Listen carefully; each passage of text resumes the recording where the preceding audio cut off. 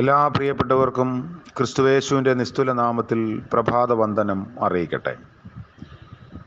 ഇന്നത്തെ നമ്മുടെ പ്രഭാത ധ്യാനത്തിനായി വെളിപ്പാട് പുസ്തകം 17-ാം അധ്യായം 7 മുതൽ 18 വരെയുള്ള വാക്യങ്ങൾ. വെളിപ്പാട് 17-ന്റെ 7 മുതൽ 18 വരെയുള്ള ഭാഗം. ആദ്യത്തെ ചില വാക്യങ്ങൾ മാത്രം വായിക്കട്ടെ. ദൂതൻ എന്നോട് പറഞ്ഞത്, നീ ആശ്ചര്യപ്പെടുന്നത് എന്ത്? ഈ സ്ത്രീയുടെയും 7 തലയും 10 കൊമ്പുമുള്ളതായി അവളെ ചുമക്കുന്ന മൃഗത്തിൻ്റെയും മർമ്മം ഞാൻ പറഞ്ഞു തരാം. നീ കണ്ട മൃഗമോ ഉണ്ടായിരുന്നതും ഇപ്പോൾ ഇല്ലാത്തതും ഇനി അഗാധത്തിൽ നിന്ന് കയറി നാശത്തിലേക്ക് പോകുവാനിരിക്കുന്നതും ആകുന്നു. ഉണ്ടായിരുന്നതും ഇല്ലാത്തതും വരുവാനുള്ളതുമായ മൃഗത്തെ ലോകസ്ഥാപനം മുതൽ ജീവപുസ്തകത്തിൽ പേർ എഴുതാതിരിക്കുന്ന ഭൂവാസികൾ കണ്ട് അതിശയിക്കും. ഇവിടെ ജ്ഞാനബുദ്ധിയുണ്ട്. തല 7 സ്ത്രീ ഇരിക്കുന്ന 7 മലയാകുന്നു. അവ 7 രാജാക്കന്മാരുമാകുന്നു. 5 പേർ വീണുപോയി. ഒരുത്തനുണ്ട്, മറ്റവൻ ഇതുവരെ വന്നിട്ടില്ല. വന്നാൽ പിന്നെ അവൻ കുറഞ്ഞോന്ന് ഇരിക്കേണ്ടതാകുന്നു.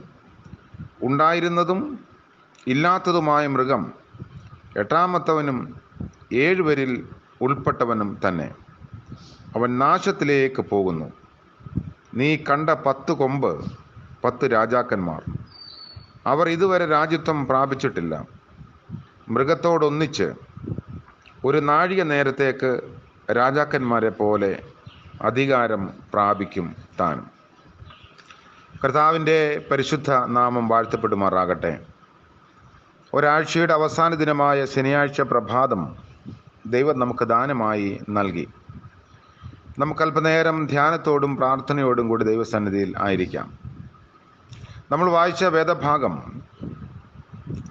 യോഹന്നാന് ഒരത്ഭുതം ഉളവാകുന്നതായി രേഖപ്പെടുത്തിയിരിക്കുന്നു. മൃഗത്തിൻ്റെ മുകളിൽ മദ്യലഹരിയിൽ മതിമറന്ന സ്ത്രീയെ കണ്ടപ്പോഴാണ് യോഹന്നാൻ അങ്ങനെയൊരു അത്ഭുതമുണ്ടാകുന്നത്. ഈ വേദപുസ്തക ഭാഗം വായിക്കുകയും പഠിക്കുകയും ഒക്കെ ചെയ്യുന്ന ധാരാളം പണ്ഡിതന്മാരുടെയൊക്കെ അഭിപ്രായത്തിൽ തങ്ങളെപ്പോലെ തന്നെ യോഹന്നാനും റോമൻ സംസ്കാരത്തിൻ്റെ അതിശോഭയിൽ ആകൃഷ്ടനായി എന്നാണ്. വേശ്യയെയും മൃഗത്തെയും കുറിച്ച് മിഥ്യാഭ്രമമില്ലാത്ത പീഡിതരെ മാത്രമല്ല യോഹന്നാൻ അഭിസംബോധന ചെയ്യുന്നത്, അതിൻ്റെ പ്രതാപത്തിൽ ആകൃഷ്ടരും പ്രലോഭിതരുമായവരെയും കൂടിയാണ്. ഈ വസ്തുത 2ഉം 3ഉം അധ്യായങ്ങളിലെ ചില കത്തുകളിൽ നിന്നും നമുക്ക് മനസ്സിലാക്കാം. എങ്കിലും പത്മോസിലെ മനുഷ്യന് അത്തരം ഭ്രമം ആരോപിക്കുന്നത് പ്രയാസമാണ്. സ്ത്രീയുടെയും മൃഗത്തിൻ്റെയും നിഗൂഢതയെക്കുറിച്ച് യോഹന്നാൻ അത്ഭുതം കൂറിയതാവാം. ദൂതൻ അത് പിന്നീട് വിശദീകരിക്കാൻ പോകുന്നതേയുള്ളൂ. 9 മുതലുള്ള വാക്യങ്ങളിൽ കൊടുത്തിരിക്കുന്ന ദീർഘമായ വിശദീകരണത്തിൽ ശ്രദ്ധ കേന്ദ്രീകരിക്കാനാണ് വ്യാഖ്യാതാക്കൾ താൽപ്പര്യപ്പെടുന്നത്. 7 രാജാക്കന്മാർ ആരാണെന്നും 8-മൻ ആരാണെന്നും തിരിച്ചറിയാൻ അവർ ശ്രമിക്കുന്നു. വാക്യം 10 നോക്കുമ്പോൾ 5 രാജാക്കന്മാർ കഴിഞ്ഞു പോയതായും 6-മൻ ഇപ്പോൾ ഉള്ളതായും 7-മൻ അല്പകാലത്തേക്ക് മാത്രമേ കാണുകയുള്ളൂ എന്നും 8-മൻ 7-ൽ ഒരാളുടെ തരം പുനരവതാരമായിരിക്കുമെന്നും പറഞ്ഞിരിക്കുന്നു. ആരായിരുന്നു 1-മൻ? ഇവിടെയാണ് നമ്മൾ ഈ വേദഭാഗം ചിന്തിക്കാൻ തുടങ്ങുന്നത്. ഒരു കൂട്ടർ 5-മനായി നീറോ ചക്രവർത്തിയെയും 6-മനായി വെസ്പേഷ്യൻ ചക്രവർത്തിയെയും 7-മനായി ടൈറ്റസിനെയും 8-മനായി ഡൊമീഷ്യൻ ചക്രവർത്തിയൊക്കെയാണ് കാണുന്നത്. കാരണം അവരുടെ ഭരണകാലത്തിൻ്റെ ക്രമമനുസരിച്ച് അങ്ങനെ ചിന്തിക്കുന്നതാണ്.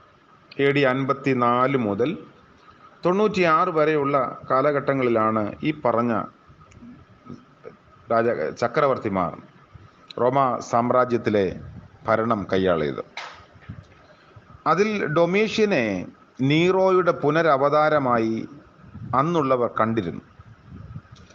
ഈ ഭാഗത്തെ വിശദീകരണങ്ങളെല്ലാം ദ്വിതീയ സ്ഥാനത്ത് ഉള്ളവയാണെന്നും പിൽക്കാലത്ത് ഏതെങ്കിലും എഴുത്തുകാരൻ കൂട്ടിച്ചേർത്തതായിരിക്കാമെന്നുമൊക്കെ അഭിപ്രായപ്പെടുന്നവരുണ്ട്.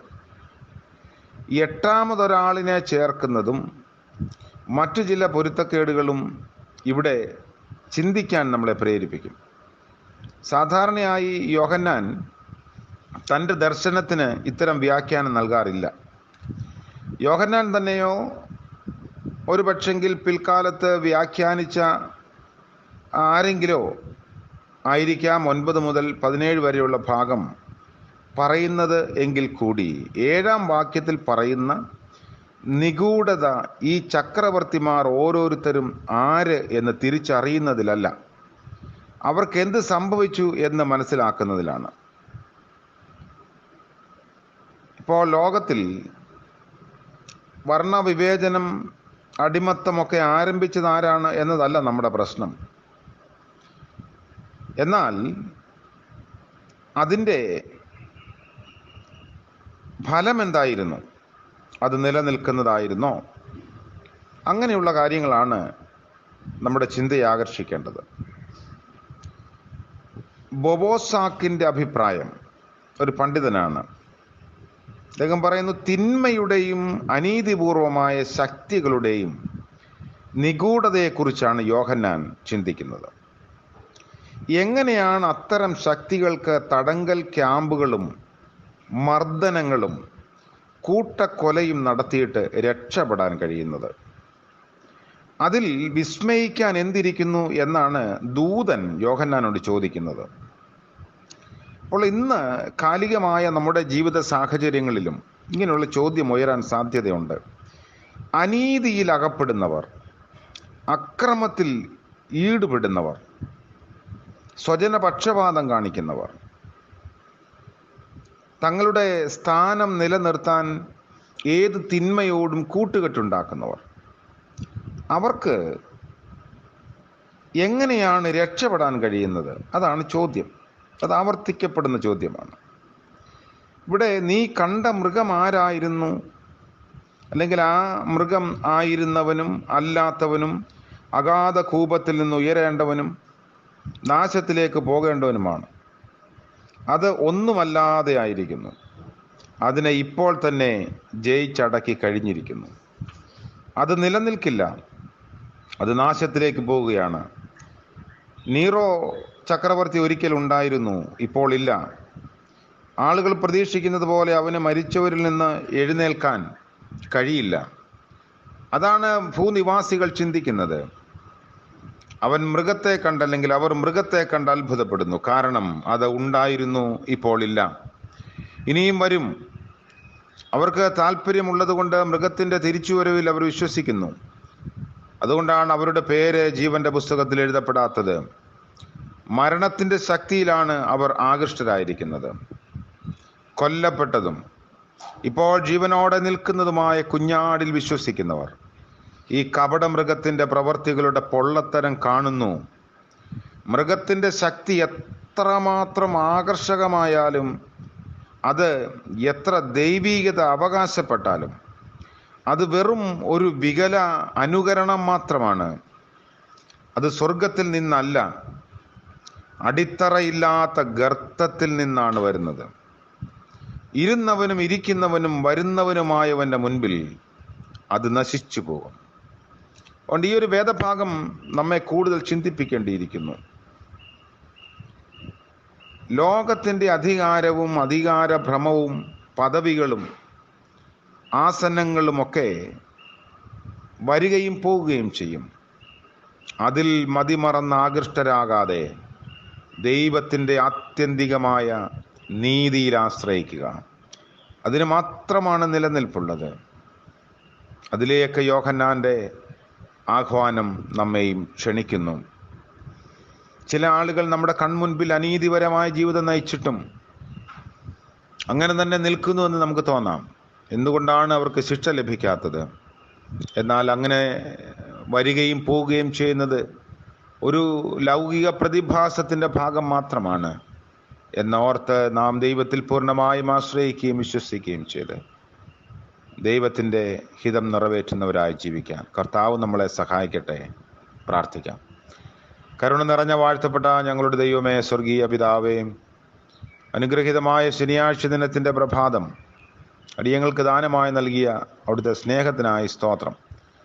നിദ്രയും വിശ്രമവും നൽകി രാത്രിയിൽ അടിയങ്ങളെ സൂക്ഷിച്ചുവല്ലോ. പുതിയ സാധ്യതകളിലേക്ക് പ്രതീക്ഷയോടെ ഞങ്ങളുടെ ചുവടുകളെ വയ്പാൻ ഇന്നത്തെ പകൽക്കാലം സഹായിക്കണമേ. പ്രഭാതം മുതൽ പ്രദോഷം വരെയും മാറാത്ത കൃപയിൽ ഞങ്ങളെ കാത്തുകൊള്ളണമേ. കർത്താവേ, ഞങ്ങളുടെ ആലോചനകൾ അങ്ങേക്ക് ഹിതകരമായിരിക്കണമേ. ഞങ്ങളുടെ ആഗ്രഹങ്ങൾ നീതിയുള്ളതായിരിക്കണമേ. ഞങ്ങളുടെ ആശ്രയം ദൈവത്തിൽ മാത്രം അർപ്പിക്കുവാൻ ഞങ്ങളെ സഹായിക്കണമേ. ഇന്ന് ജന്മദിനം ആഘോഷിക്കുന്ന പ്രിയപ്പെട്ടവർ, വിവാഹ വാർഷികം ആഘോഷിക്കുന്നവർ, ജീവിതത്തിൻ്റെ നല്ല ഓർമ്മയെ പുതുക്കി ദൈവസന്നിധിയിൽ തങ്ങളെ സമർപ്പിക്കുന്ന എല്ലാവരെയും ഓർത്ത് പ്രാർത്ഥിക്കുന്നു. അനുഗ്രഹത്തിൻ്റെയും നന്മയുടെയും പുതുവർഷം നൽകണം. യേശു മശിഹ മൂലം അടിയങ്ങളുടെ പ്രാർത്ഥന കൃപയോടെ കേൾക്കുമാറാകണമേ. ആമേൻ. സകല ബുദ്ധിയെയും കവിയുന്ന ത്രിയേക ദൈവത്തിൻ്റെ അനുഗ്രഹവും കാവലും നമ്മളെല്ലാവരോടും കൂടെ ഇപ്പോഴും എപ്പോഴും എന്നേക്കും ഉണ്ടായിരിക്കുമാറാകട്ടെ. ആമേൻ.